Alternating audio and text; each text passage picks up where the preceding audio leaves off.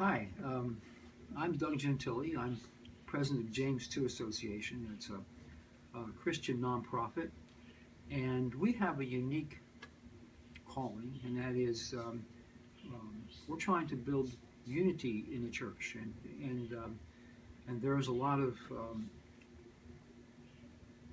really good regional and local consortium out there, and a lot of churches really get the message about racial unity in churches. Um, there is, however, still a lot of disconnect and a lot of division, and that's why I think God has given me this calling to bring racial unity to the Christian churches across denominational lines also. Um, Unfortunately, 11 o'clock Sunday morning is still the most segregated hour, even with Christians who get the message, who get what God is trying to teach us through the Bible and the Holy Spirit. Um, in Revelation, it talks about all nations, all tongues, worshiping God, um, and and that's what needs to happen here. We need to, or the churches need to follow the biblical model, and where there's division and where there's insensitivity, it needs to be addressed. And this is a unique time for the churches, I think, because we just had an election, and um, uh, and we're commanded by the Bible to pray for our leadership. So I personally pray for our president-elect every day, Donald Trump. I pray for him to uh, just um, embrace Christian values, and and um, uh, and his policies reflect those values, which includes racial unity and racial justice. We do, um, if you look at the dynamics of the election, and it's there was a lot of alienation. Um, People felt offended in some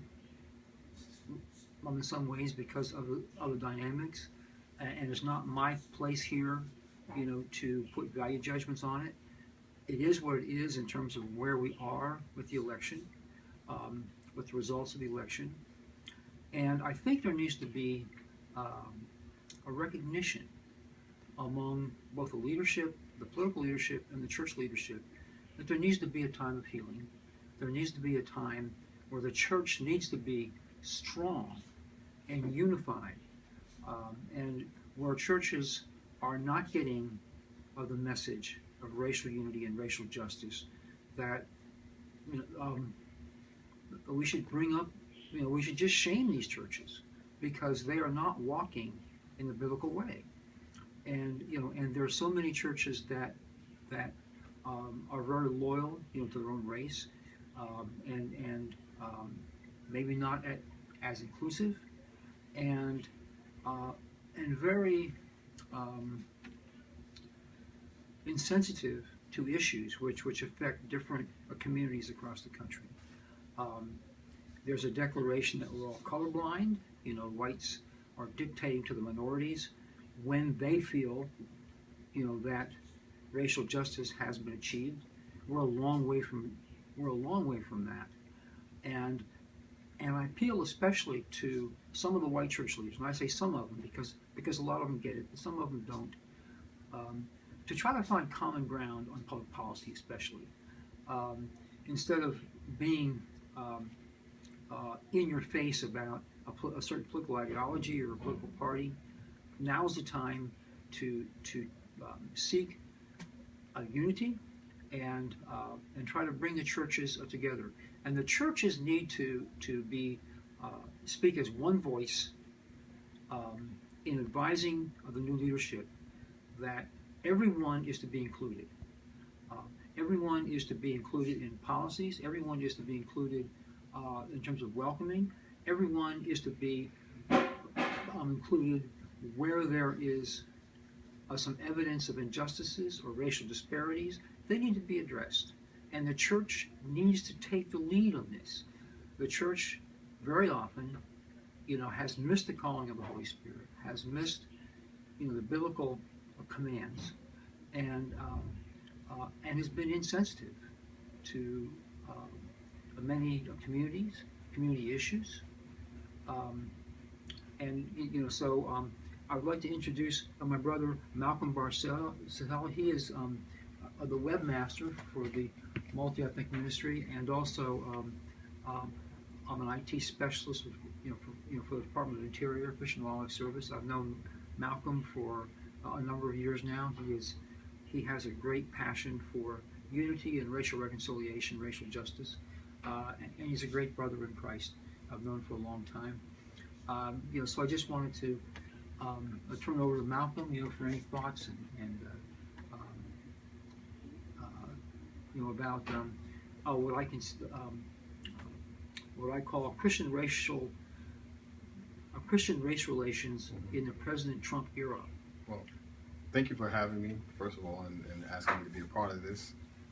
We've talked about, I think, this for a while, just every now and then, about after the election and what's perhaps transpired. And I think back of what, as far as the African male, how I'm internalizing it first, and I look around and see the community, and also in the churches too. So there's two different dynamics I look at.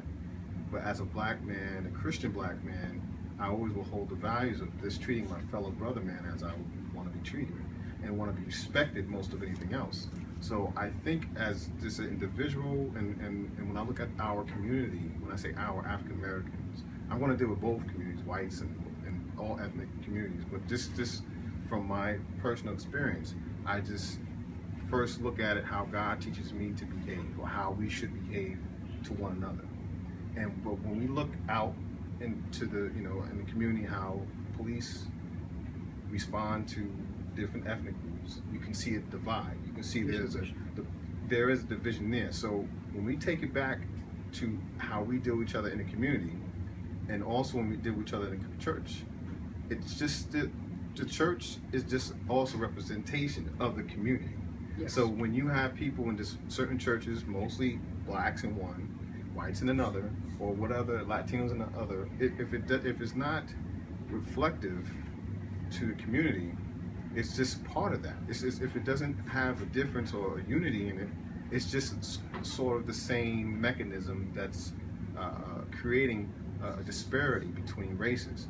I do agree that churches are responsible to be the forefront, but we have to also remember that church has been separated from state, and government for so long. They took out the Ten Commandments in courthouses, schools, of course, and prayer too. But my thing is that I would feel more comfortable if churches would do more outreach to other churches and create certain avenues like programs. You can start by having programs just like on a Saturday, like today, and to create a discussion how people feel about it, because I think that's a part of it too. They want to feel that my feelings are just as valid as your feelings, and if we can get there, I think that can start a good conversational piece for churches to work upon and to do away with the division, because we do need to reconcile. We need reconciliation within churches and community,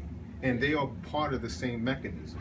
Yeah, and let me just add that a perfect example that comes to my mind is police-community relations. Right.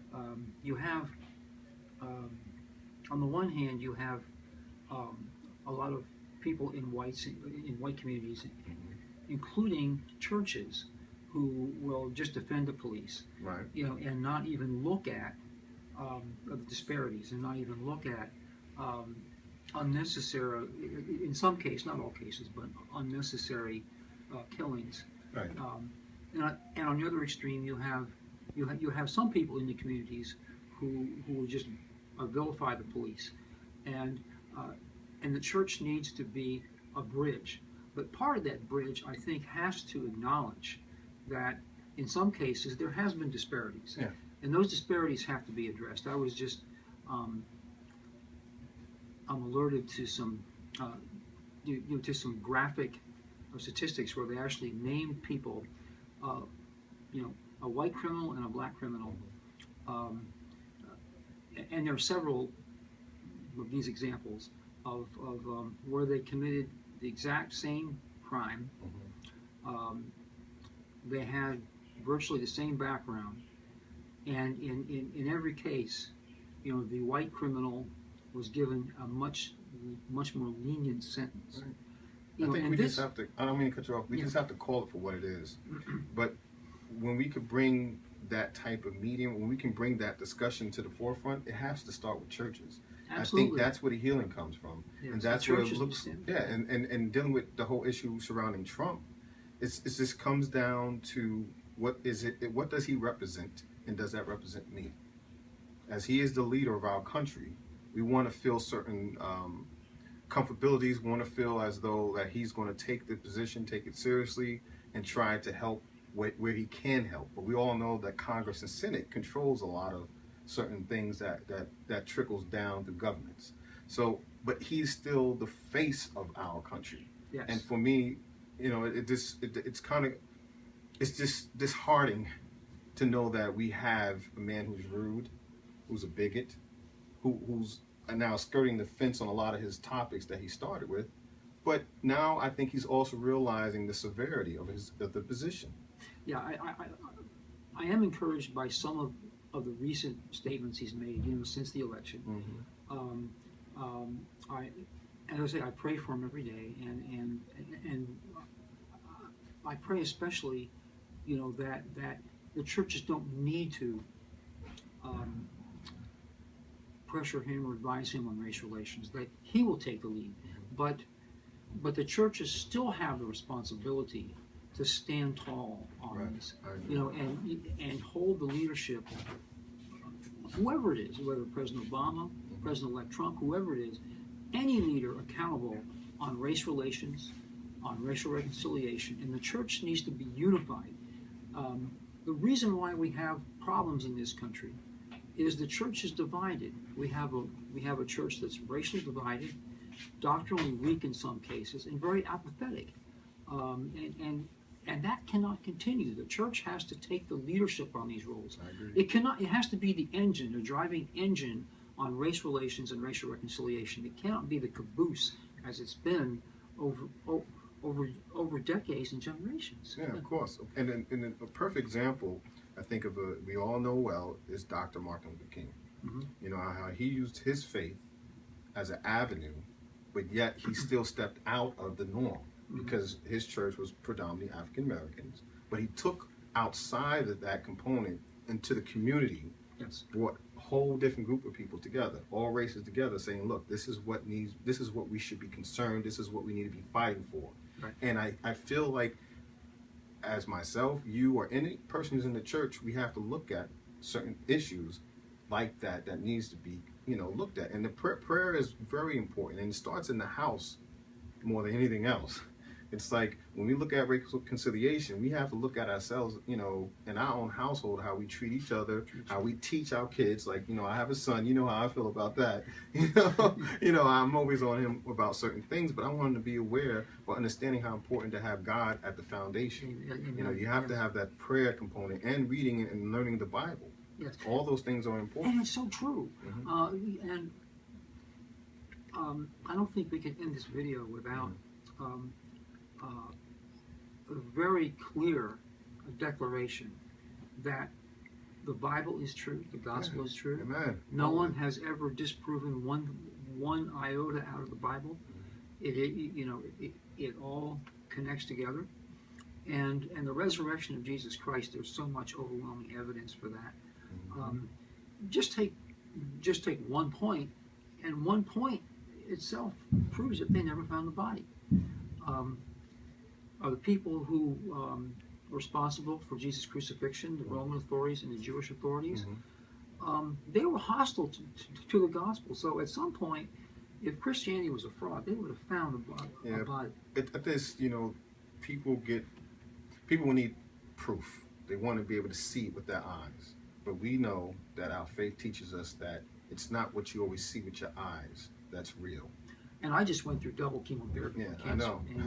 And I'm going through one chemotherapy right now. And right now I have no fear of this disease. And it's only because of the power of Jesus Christ living within me.